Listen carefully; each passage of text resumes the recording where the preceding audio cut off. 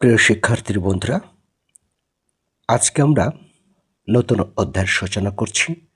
তো এই অধ্যায়ের লক্ষ্য করছে অধ্যায় 6 গুণিতক ও গুণনীয়ক। প্রথমে আছে গুণিতকের বিষয়। অ্যাকচুয়ালি ভাবে গুণিতকটা কি এটা আগে আমরা গল্পের ভাষাটায় শিখে নেব। তো গুণিতকটা কি? মনে করো তোমাকে বলা হয়েছে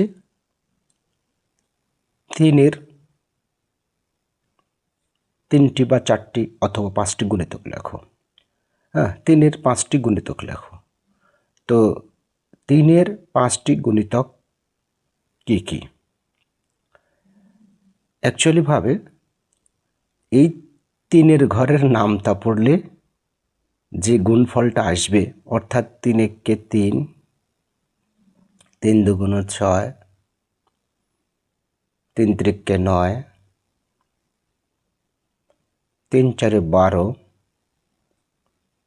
3 পাঁচা 15, এগুলো হচ্ছে 3-এর গুণিতক। আশা করি বুঝতে পেরেছ। অর্থাৎ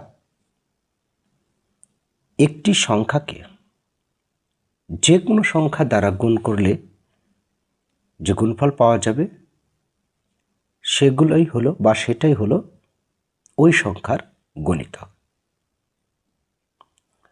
ঠিক আছে, যে কোনো পূর্ণ সংখ্যাকে, যে কোনো ধরনের পূর্ণ সংখ্যাকে, হ্যাঁ, মানে একটা সংখ্যা হলেই হবে।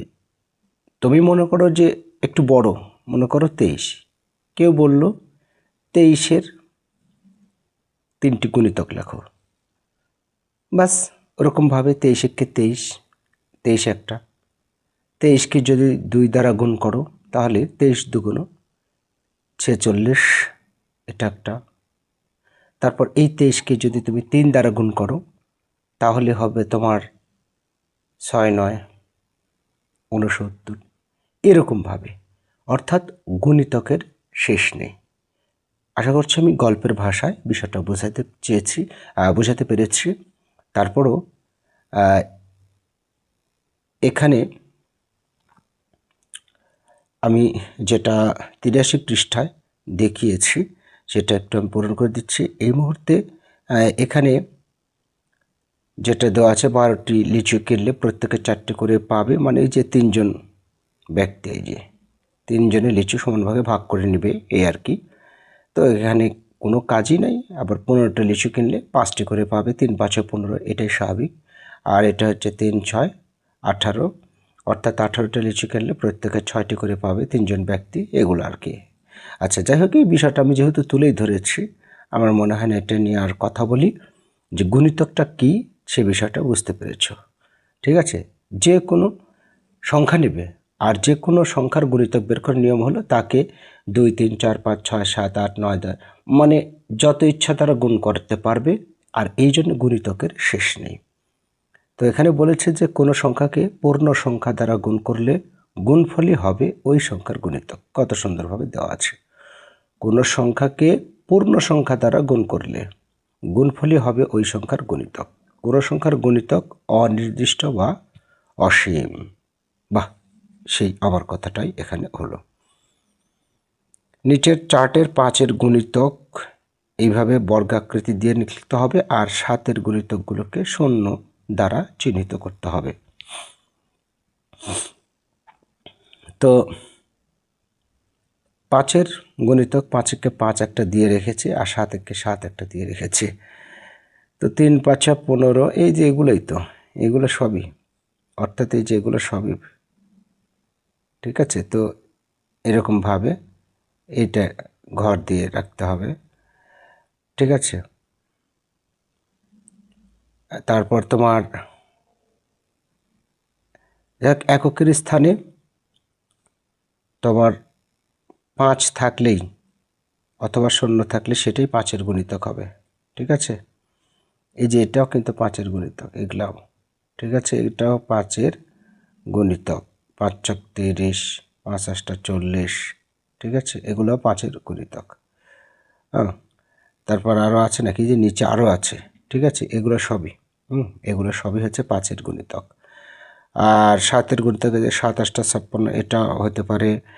তারপর আরও আছে, তারপর নামটা পড়তে হবে এক কথা। 7 7 49, 7 1 7, 7 2 14 আছে কি, এই যে এদিকে দেখবে।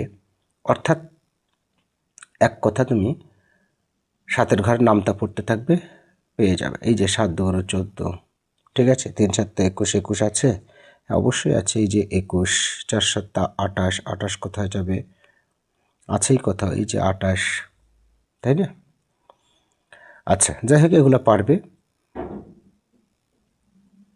এর পরবর্তীতে এখানে বলেছে 3 4 ও 6-এর প্রথম 10টি করে গুণিতক লেখে। তো প্রথম 10টি করে গুণিতক 1 থেকে শুরু করব আমরা। 3 1 3, 3 2 6, 3 3 9, 3 4 12, এইভাবে, ঠিক আছে। তারপর 4-এর ঘরে নামতে পারো। 4 1 4, 4 2 8, 3 4 12, 4 4 16, আশা করছি পারবে। 6-এর ঘরে নামতে পারো, তাহলে প্রথম 10টি গুণিতক বের হয়ে যাবে। আচ্ছা, এখানে 4 নম্বরে রিয়াত্তাদের আমবাগানের 8টি গাছ থেকে যথাক্রমে 8টি, 10টি, 12টি, 16টি, 24টি, 28টি, 32টি ও 36টি করে আম পাড়ল। গাছ থেকে পাড়া আমের সংখ্যার মধ্যে 8-এর গুণিতকগুলো খালি ঘরে লেখে। তো 8-এর গুণিতক কী হবে? এই যে 8, 8 2 16, তারপর 3 8 24, এটাও হবে। 4 8 32, এই যে এটা হবে। ওকে। তারপর শ্রেণী মূল্যায়নে 7 জন শিক্ষার্থীর গণিত বিষয়ের নম্বর যথাক্রমে 15, 37, 25, 36, 40, 18 ও 30। নম্বরগুলোর মধ্যে যেগুলো 9-এর গুণিতক তা নিচের খালি ঘরে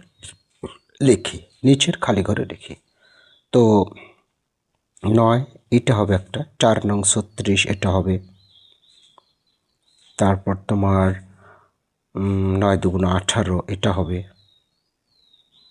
9-এর গুণিতকগুলো আর হবে না, ঠিক আছে। আচ্ছা, এর পরবর্তীতে কি বলেছে নিচে 10-এর গুণিতকে গোল চিহ্ন দিয়ে, এরকমভাবে গোল চিহ্ন দিতে হবে 10-এর গুণিতক। এই যে 4 10 40, 9 10 90, 10 1 10, 7 10 70, 10 10 100। ওকে।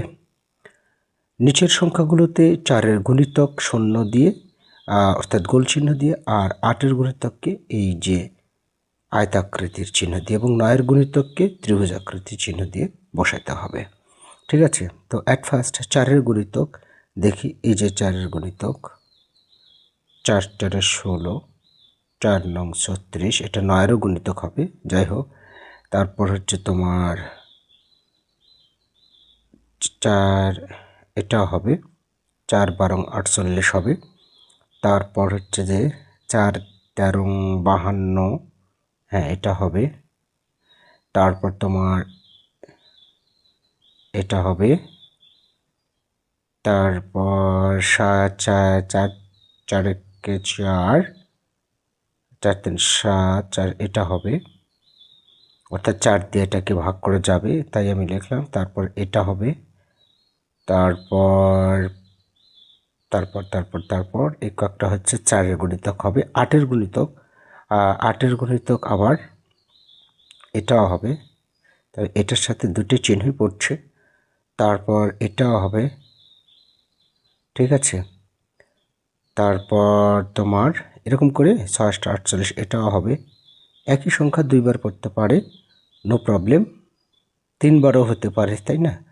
তারপর এরকম করে হিসাব করে করে বের করতে হবে। মনে হয় আর নেই 8-এরটা। এই যে একটা আছে, এই যে একটা, এখানে একটা আছে। এভাবে হিসাব করে করে বের করতে হবে। তারপর 9-এরটা, এই যে 9-এরটা হচ্ছে ত্রিভুজ আকৃতি হতে হবে, তাহলে 9-এর এখানে ত্রিভুজ আকৃতি দিয়ে দাও। তারপর এটা একটা, তাই না? তারপর এটা একটা ত্রিভুজ আকৃতি, এভাবে ত্রিভুজ আকৃতি দিয়ে দেবে। তারপর 7 নং 63, এটা একটা হবে। ওকে, এরকম করে খুঁজে খুঁজে বের করতে হবে এক কথা। 3 নং 27, এটা হবে একটা। ওকে। আচ্ছা, তারপরে আরও থাকতে পারে, তোমরা অবশ্যই এটা খুঁজে খুঁজে দেখবে। আমি যেহেতু নিয়ম বলে দিয়েছি, আশা করছি পারবে। শূন্যস্থানে সঠিক সংখ্যা বসাই। 3 গুণ 7 সমান 3 7 21 হলো, তাই 21 হলো 3 এবং 7-এর গুণিতক। তারপর 8 নং 72, তাই 72 হলো 8 এবং 9-এর গুণিতক। তারপর 3 4 12, 5 12 60, তাই 60 হলো এই 3, তারপর তোমার 4 এবং 5-এর গুণিতক। তারপর 4 নম্বরটা লক্ষ্য করছো, 13 সংখ্যাটি ড্যাশ এবং ড্যাশের গুণিতক। অ্যাকচুয়ালিভাবে 13কে গুণ 1 দ্বারা গুণ দিলে 13ই হয়, সুতরাং এখানে 13 সংখ্যাটি হবে 1 এবং 13-এর গুণিতক, এটা হবে। কেননা 1-এর গুণিতক 13 হতে পারে, তাই না? তারপর 13 গুণিতক 13 হতে পারে, সুতরাং 1 এবং 13 হবে, কিন্তু এটা মনে রাখবে। হ্যাঁ, 26 কিন্তু 13-এর গুণিতক, 26-এর গুণিতক কিন্তু 13 হয় না। ওকে, এটা মনে রাখবে। সুতরাং 4 নম্বর উত্তরটা হবে 1 ও 13। ওকে, আশা করি বুঝতে পেরেছ। তাহলে শিক্ষার্থীর বন্ধুরা, আজকে এই 83 পর্যন্ত এটুকুই থাকলো। আগামী দিনে ইনশাল্লাহ তুলে ধরা হবে নতুন পৃষ্ঠা থেকে। ভালো থেকো, সুস্থ থেকো, তোমাদের দীর্ঘ জীবন কামনা করে এখানে শেষ করছি আজকের ক্লাসটি। আল্লাহ হাফেজ।